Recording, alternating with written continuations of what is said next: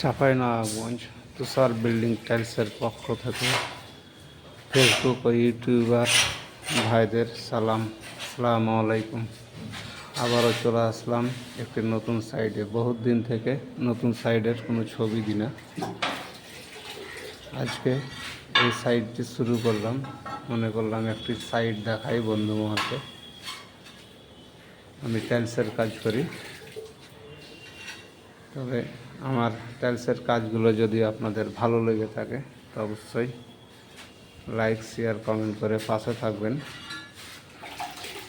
আর আমরা দক্ষ মিস্ত্রি দ্বারা টাইলস ও মার্বেলের কাজ খুবই যত্ন সহকারে করে থাকি।